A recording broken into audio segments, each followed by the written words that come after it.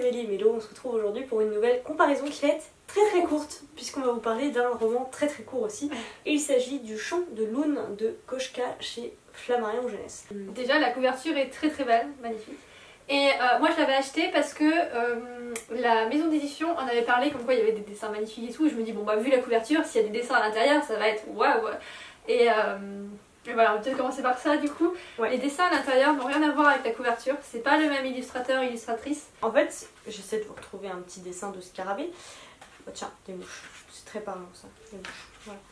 Et une araignée. En fait, moi c'est... Enfin, on a grosso modo le même avis sur ce livre, ça va aller d'autant plus vite. Le premier étant que moi je l'avais pas acheté en voyant la publication de la maison d'édition, mais plutôt parce qu'il est passé sur 2-3 comptes Instagram, je crois. J'ai pas vu. Notamment les Tribulations Culturelles de Loup, je crois, quelque chose comme ça, et une autre chaîne qui en disait beaucoup de bien, comme quoi c'était doux, poétique et très beau. Et avec la couverture, forcément, ça donne envie. Alors déjà, j'ai galéré à le trouver parce que c'était au rayon jeunesse, hein, au rayon enfant. Ah ouais, carrément. Oui, voilà, en plus. Et ensuite, au niveau de la lecture, pour moi, c'est un peu mitigé en fait. C'est-à-dire que j'ai pas trouvé ce que je m'attendais à trouver, déjà par le côté illustration. Moi, je veux bien que ce soit au rayon jeunesse, mais quand on nous vend de superbes illustrations et tout, je m'attendais vraiment à des dessins d'aquarelle en fait, qui représentent, parce qu'on parle de nature, ça c'est clair. Je m'attendais plus à une nature, enfin pas féerique, mais quelque chose d'un peu plus, effectivement, un peu plus peut-être léger que ce dessin très réaliste et très pointu, presque scientifique en fait. C'est ça. Voilà. Bah clairement c'est le genre de dessin que tu fais quand tu collectionnes, bah je sais pas moi, des feuilles et des fleurs et tu notes le nom scientifique de la fleur, et voilà, il y a la même chose avec les animaux, du coup les insectes. Et en plus ça correspond à l'histoire dans le sens où ils parlent de l'animal en question en général, peut-être pas tous. Il parle de l'animal en question et donc t'as le dessin, mais voilà, enfin on s'attendait à illustrer plus les passages du roman.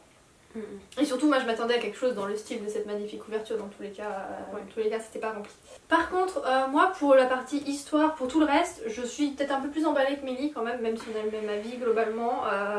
J'ai trouvé ça très beau, très poétique, incomplet, mais en même temps bon bah du coup c'est plus de la jeunesse, c'est pour légèrement éveiller mais sans expliquer, sans rentrer à fond dans le sujet je pense. Mais justement c'est ça en fait, c'est là que j'ai un souci, c'est que on est face à un texte, une écriture, une plume qui je trouve est très adulte. Oui. C'est un petit peu barré, il y a un petit côté un peu abstrait, un peu foufou, un peu voilà, quelque chose qui part un peu, pas dans tous les sens, mais vraiment un esprit libre et qui flotte. Et je me dis mais pour des enfants ça doit pas être évident d'entendre cette histoire.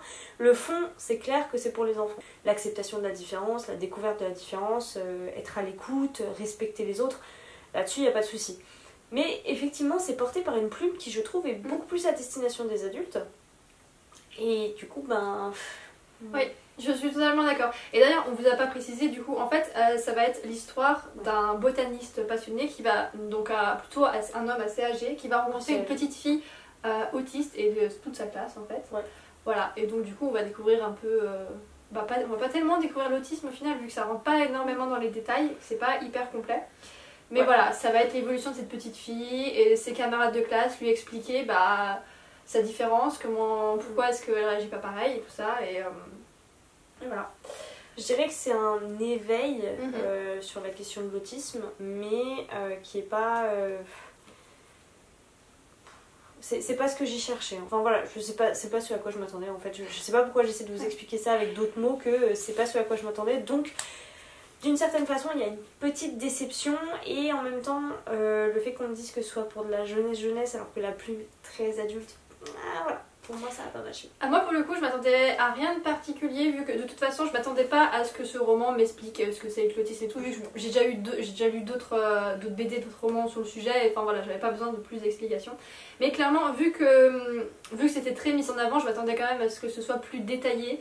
Là clairement on n'a qu'une seule vision de l'autisme, c'est cette petite fille, enfin voilà, on n'a pas la vision de qu'est-ce que l'autisme en général, voilà, c'est juste les manifestations chez cette petite fille et que dans certaines situations. Mais c'est très beau, c'est très poétique, et aussi c'est le fils du coup de l'auteur qui est autiste Asperger, je crois, un truc dans ce style. Et donc voilà, ils sont un peu basés là-dessus pour expliquer sa différence à lui. Enfin voilà. Donc c'est forcément un roman qui est bien documenté, même si il n'y a pas énormément de détails. Je dirais que c'est vraiment l'effet où on est entre deux choses, c'est-à-dire qu'on est entre un public visé jeune avec des explications qui sont, enfin pas des explications du coup, mais une présentation qui est à la fois assez pointue mais qui pour moi manque de féerie, de quelque chose d'un peu plus doux, mélangé à une plume très très très adulte, narrée par un adulte qui est bon, lui aussi un petit peu excentrique, on peut le dire, mais du coup qui rend le truc un peu, enfin pas forcément net non plus quoi. Ouais, bah clairement pour un public adulte, franchement la plume elle est très belle, elle est magnifique. Oui. Tout ce qu'il y a autour qui est un peu pas très réaliste mais pourtant réaliste, enfin tout ça c'est vraiment très bien. Après, finalement on parle beaucoup je me souviens, il y a plusieurs chapitres qui sont centrés sur son enfance à lui. Alors est-ce que lui aussi est autiste, le personnage hein, je veux dire, et que du coup c'est pour ça qu'il essaie de se rapprocher de la petite fille. Je sais pas, c'est justement ce genre de manque, enfin c'est de ça dont je parle quand je dis que ça manque un petit peu de clarté en fait. Et un autre truc qui m'a un peu, enfin qui m'étonne, enfin non c'est beau dans le roman, mais pour moi je pense que les enfants, la relation des enfants est idéalisée, c'est pas tout à fait réaliste, ou ça peut arriver mais que dans une certaine classe, et ce sera pas ça dans toutes les classes. Ils sont extrêmement bienveillants, gentils et ils acceptent vraiment très vite la différence, il n'y en a aucun qui est méchant avec la petite fille. Et à partir du moment où on leur explique et tout, ils deviennent très ouverts. Alors ça peut peut-être arriver avec des enfants qui sont très très jeunes, mais pour moi ils sont pas si jeunes que ça, ils sont plus mi-primaire, fin primaire, et à cet âge-là ça commence à devenir assez méchant. Surtout avec une différence, et quand il y a une différence aussi grande. Et voilà, et dès qu'on leur explique, dès qu'on leur dit bah asseyez-vous, on va vous montrer pourquoi elle réagit ça, pourquoi. Et c'est pas que sur la différence de la petite fille, il y a d'autres enfants qui sont un peu plus dans la norme et qui ont aussi leur façon de faire qui est différente, et donc ils expliquent un peu plein de choses. Ils sont très ouverts, ils l'acceptent bien, et ils intègrent la petite fille, ils intègrent tout le monde très bien en fait. Ils seront adorables ces enfants dans l'histoire, et voilà, ça montre peut-être pas assez les côtés un peu moins idéalistes, un peu moins roses quoi. Alors pour le coup je suis pas trop d'accord, enfin pour moi ils sont jeunes, après je crois que c'est précisé à un moment donné, mais effectivement pour moi ils sont plutôt jeunes, ils doivent avoir 6-7 ans de mon point de vue, mais bon. Et en fait moi je suis en train de lire en plus actuellement Je m'appelle Budo, qui est en fait l'histoire d'un petit garçon autiste en primaire qui a un ami imaginaire à raconter par cet ami imaginaire. C'est aussi un petit peu particulier, mais en attendant, justement par rapport à ses rapports avec ses camarades de classe, avec les autres, là pour le coup, il n'y a pas que des gentils. Bah oui, voilà. Mais ils sont plus âgés, enfin voilà. Donc juste pour faire un parallèle, je ne l'ai pas encore terminé, mais ce sera intéressant justement pour moi d'avoir, enfin une fois que j'aurai terminé l'histoire, d'avoir ces deux romans jeunesse sur l'autisme. Donc voilà, pour moi c'est une belle histoire à lire par des adultes, tout à fait accessible et agréable à lire pour des adultes. Du coup, pour des enfants, j'en ai aucune idée.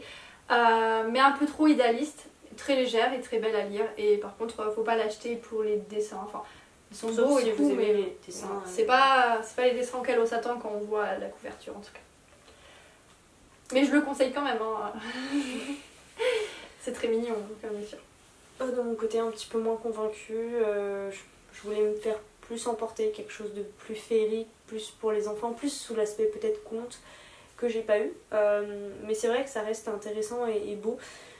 Et j'ai juste peut-être un questionnement sur le public à qui s'adresse ce roman. Voilà. Bah, sur ce, je pense qu'on va s'arrêter là. On vous attend comme d'habitude dans les commentaires.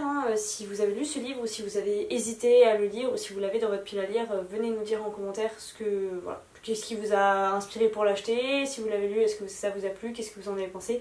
On vous attend en commentaire, et en attendant une prochaine vidéo, on vous souhaite à toutes et à tous de très très belles lectures.